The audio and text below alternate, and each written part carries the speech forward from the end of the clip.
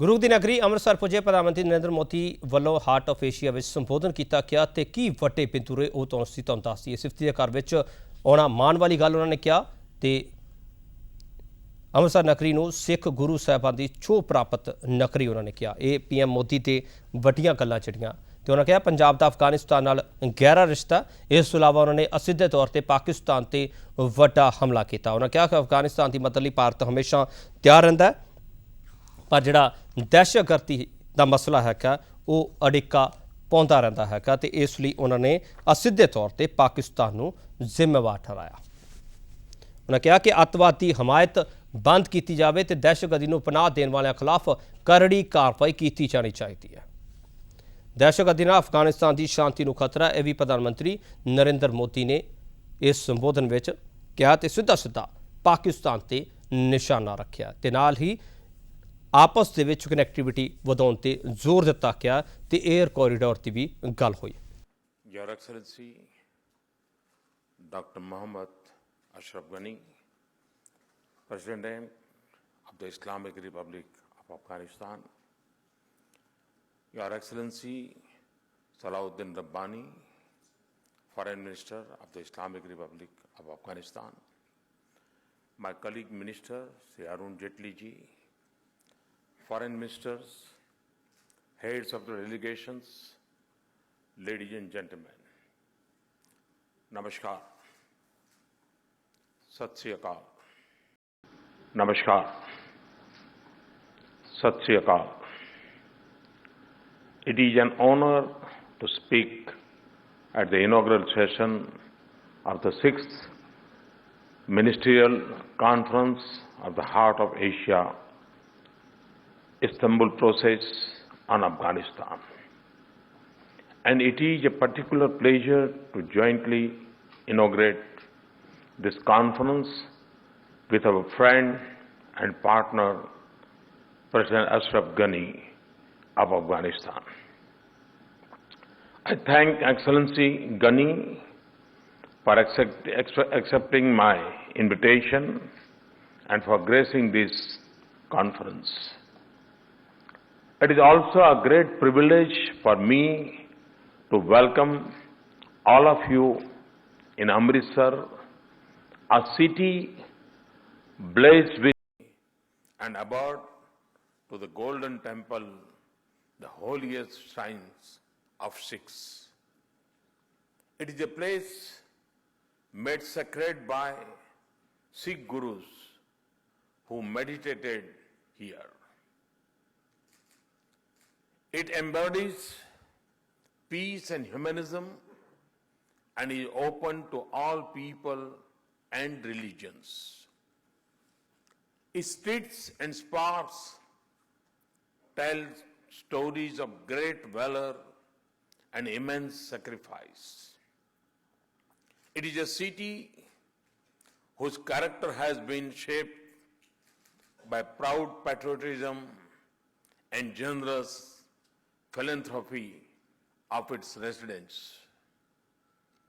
and by their spirit of enterprise, creativity, and hard work.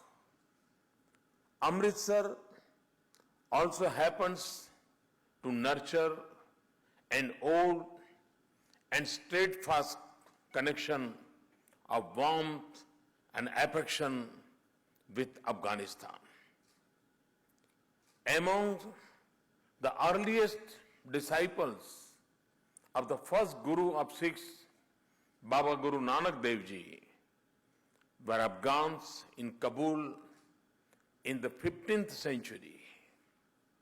Even today,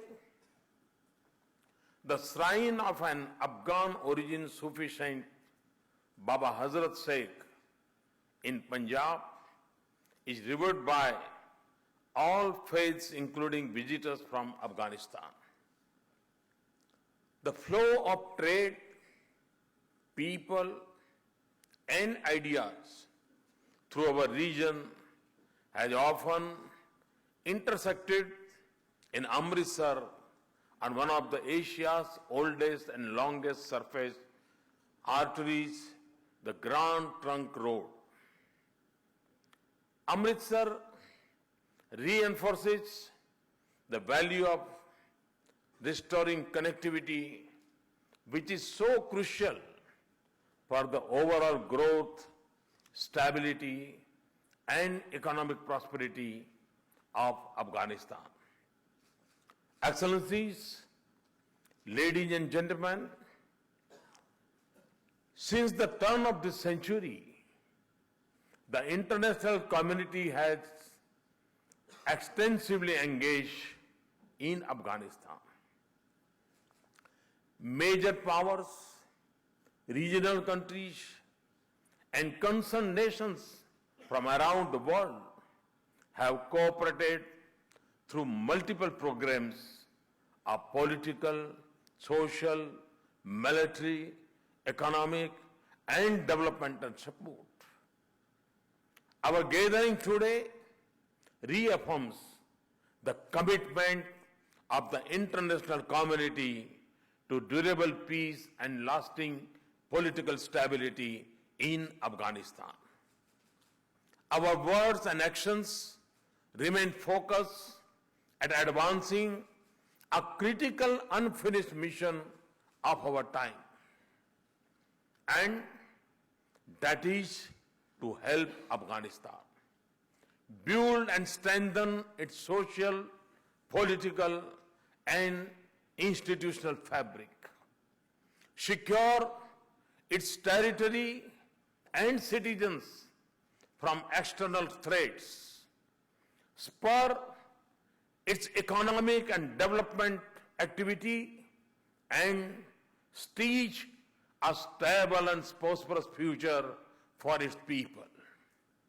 Indeed, this is also the intent of this conference, aptly captured in its theme, addressing challenges, achieving prosperity. We have no doubt about the scale of the challenge, but we are equally determined to succeed. The results of our collective efforts thus far have been hard-won but mixed. There have been important successes. Much more remains to be done. The need of the hour is to stand our ground and continue with our line of effort. We must protect and build on the gains of the last 15 years and march ahead. Because at stake is not just the future of Afghanistan that has been invested in a vision of development, democracy, and pluralism, but the peace and stability of this entire region and beyond. Let us also reflect with urgency on what more must be done and what we must avoid in Afghanistan so that its citizens can self-sustain peace and economic growth. The answers are all there. The question is of resolve and action, and of putting Afghanistan and its people first. For this first, an Afghan-led, Afghan-owned, and Afghan-controlled process is the key. It is the only guarantor of durability of solutions. The second, we must demonstrate strong collective will to defeat terror networks that cause bloodshed and spread fear. Terrorism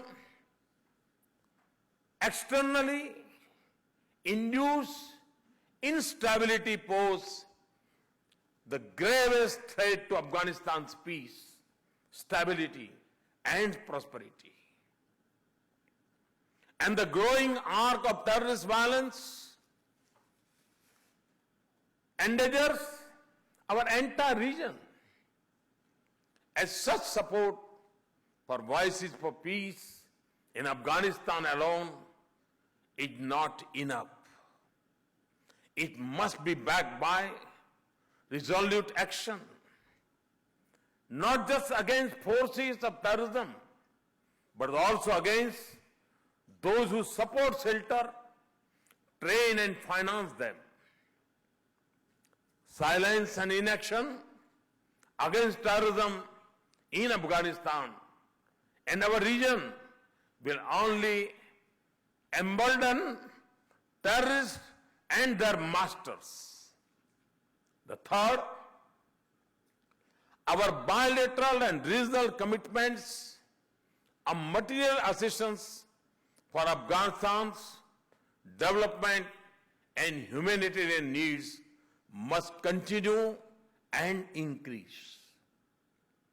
Our cooperative endeavors in Afghanistan should contribute to its infrastructure and institutional capacity and self-propelling engines of growth. Fourth, we should all work to build stronger positive connectivity between Afghanistan and other countries of the region. Afghanistan should be at the center of our connectivity networks, not peripheral up to them. On our part, we see Afghanistan as the hub for strengthening links of connectivity between South Asia and Central Asia. We cannot deny that the more connected Afghanistan is with the regional arteries of trade, capital, and markets, the more assured would be its economic growth and progress. President Ghani and I have conversed on the priority of the strengthening trade and transport linkages with other partners in the region. Excellencies, ladies and gentlemen, on India's part, our commitment to our brave Afghan brothers and sisters is absolute and unwavering. The welfare of Afghanistan and its people is close to our heart and our minds. The successful record of our partnership in projects, big and small, in Afghanistan speaks for itself. The principal dimension of our cooperation has always been its people-centric nature. Our joint efforts educate Afghans, young and nurture their skills, provide health care and improve agriculture, build infrastructure and institutions, and allow traders and small businesses in Afghanistan to connect with immense commercial and economic opportunities in India. And the reach and benefit of such efforts extend to all corners of Afghanistan. Herat's India-Afghanistan Friendship Dam, also called the Salma Dam, that was launched a few months ago, will help revive economic activity for the people there.